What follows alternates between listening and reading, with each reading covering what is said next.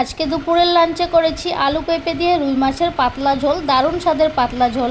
তোমরাও এভাবে বানিয়ে খেও। গুড মর্নিং সবাইকে, কেমন আছো তোমরা সবাই? আশা করছি তোমরা সবাই খুব ভালো আছো আর আমরাও খুব ভালো আছি। প্রিয়াঙ্কা কর চ্যানেলে আবার একটা নতুন ভিডিওতে তোমাদেরকে ওয়েলকাম জানাচ্ছি। দেখো, সকালবেলায় ঘুম থেকে উঠেছি, 10 মিনিটের মতো হয়েছে। একটু ব্যালকনিতে এসেছিলাম দেখতে। সকাল সকাল খুব হাওয়া দিচ্ছিল, সকাল কি কাল রাত থেকেই খুব সুন্দর হাওয়া দিচ্ছিল, একটু ঠান্ডা ঠান্ডা হাওয়া। আর সকালবেলায় আজকে দেখো এই গাছটিতে ফুল ফুটেছে, অরেঞ্জ কালারের ফুল। এই ফুলটির কী নাম তোমরা একটু কমেন্টস করে জানিও। আমি একদমই জানি না এই ফুলটির কী নাম, কিন্তু দেখতে খুব সুন্দর লাগছে। পাপড়িগুলো খুব পাতলা পাতলা ফুলটির। আর আজকে একটা সুন্দর জিনিস তোমাদেরকে দেখাচ্ছি। এই ডালিয়া ফুল গাছে দেখো কলি এসছে। এতদিন তো কলি আসেনি শীতকালে, কিন্তু গরমকালে কলি এসছে। যেহেতু শীতকালে এই ডালিয়া গাছ থেকে একটাও ফুল পাইনি, তাই গরমকালেই কলি এসছে। আর দোকান থেকে বলে দিয়েছিল এই ডালিয়া গাছে একটা হলেও ফুল ফুটবে, ফুল না ফুটে গাছ কখনো নষ্ট হবে না। তাই এখনই কলি এসছে। কথা বলতে বলতে দুপুরবেলা চলে এলাম তোমাদের সঙ্গে আবার দেখা করতে।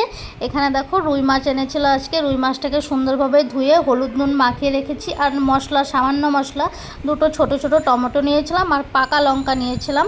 কাঁচা লঙ্কাগুলো আমার একটু পেকে গেছিলো, তাই ওটাই নিয়েছি। আর নিয়েছিলাম গোটা ধনে। আর এদিকে দেখো আলু পেঁপেটাকে আগে একটু ভাপিয়ে রেখে দিয়েছি গরম জলে, নয়তো পেঁপে থেকে একটু কাঁচা কাঁচা গন্ধ করে। আর এদিকে কড়াইও বসিয়ে দিয়েছি, তেল দিয়ে দিয়েছি। এখন মাছগুলো একটু ভেজে নেব। আজকে দুপুরবেলার লাঞ্চে করছি আলু আর পেঁপে দিয়ে খুব সুন্দর স্বাদের পাতলা ঝোল, রুই মাছের পাতলা ঝোল।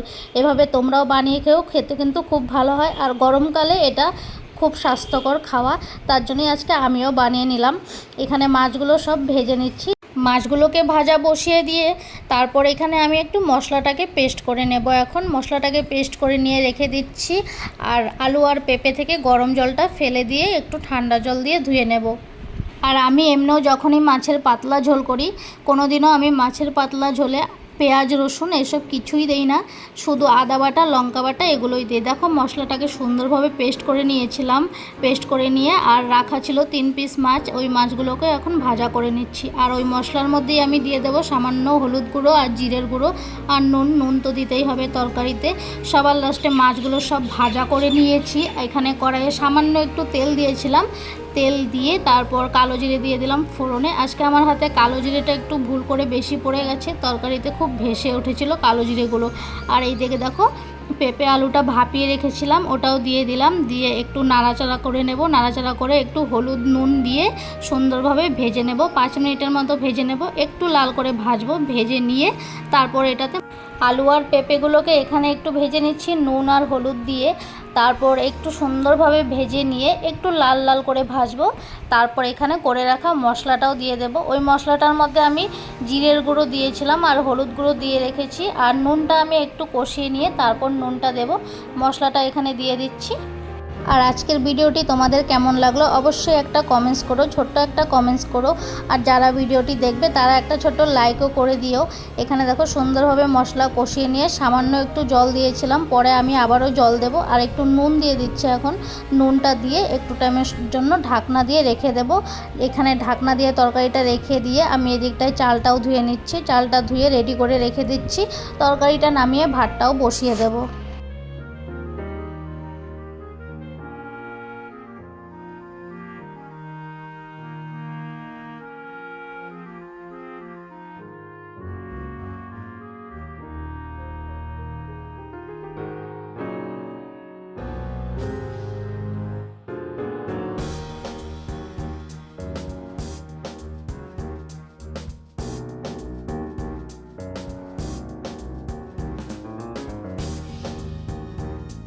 সবার লাস্টে দেখো এখানে আমি যতটা ঝোলটা পাতলা করব আমি ওই পরিমাণ মতো জল দিয়ে দিচ্ছি। জলটা দিয়ে এখন অনেকক্ষণ ধরে ফুটিয়ে নিতে হবে। ফুটিয়ে নিয়ে সবার লাস্টে আমি এখানে মাছগুলো ছেড়ে দেব। এখানে তরকারিটা হচ্ছে আর আমি এদিকটায় আবার নিচে বসে পড়লাম বেগুন কাটার জন্য। আজকে ও বাজার থেকে বেগুন নিয়ে এসেছিলো, বললো বেগুন ভাজাও করবে। আর আমাদের ঘরে প্রায়ই বেগুন ভাজাটা হয়। বেগুন ভাজাটা খেতে সবাই ভালোবাসে, আমারও ভালো লাগে। আর আজকে আমার মতো যারা তোমরা 2-4 মাস থেকে নতুন চ্যানেল খুলেছো, আমার মতো ভিডিও করছো, ডেলি ব্লগ বা ফ্যামিলি ব্লগ করো, নতুন চ্যানেল এখনও গ্রো হয়নি, আমার মতোই চলছে, তোমরা একটু কমেন্টস করো। আমি পরের ভিডিওতে তোমাদের নাম নিয়ে কমেন্টসে ধন্যবাদ জানাবো।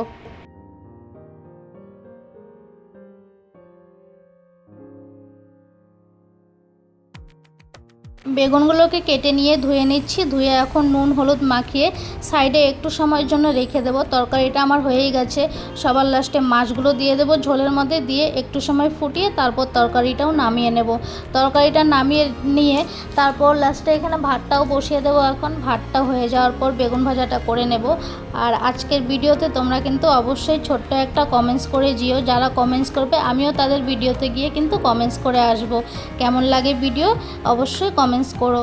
দেখো লাস্টে এখানে ভাতটা বসিয়ে দিয়েছি। আজকের জন্য ভিডিওটা আর বেশি বড় করলাম না, এখানেই শেষ করে দিচ্ছি। তোমরা কিন্তু সবাই খুব ভালো থেকো, সুস্থ থেকো। আর নতুন নতুন ভিডিও পাওয়ার জন্য চ্যানেলটিকে সাবস্ক্রাইব করে রেখো। আমার চ্যানেলে তোমরা এইসব ভিডিওই দেখতে পারবে, ডেলি ব্লগ, ফ্যামিলি ব্লগ, এসব নিয়েই আমি ভিডিও করি। তোমরা যারা ডেলি ব্লগ করো, ফ্যামিলি ব্লগ করো, আমাকে কমেন্টস করো। আমিও তোমাদের চ্যানেলে গিয়ে কমেন্টস করে আসব, দেখে আসবো ভিডিও। টাটা বাই বাই, সবাই কিন্তু খুব ভালো থেকো। দেখো এখানে লাস্টে ভাতও বেড়ে নিয়েছি, বরমশাইয়ের জন্য বেড়েছি। বরমশাই আজকে বাড়িতেই ছিল। টাটা বাই বাই, আবার দেখা হবে।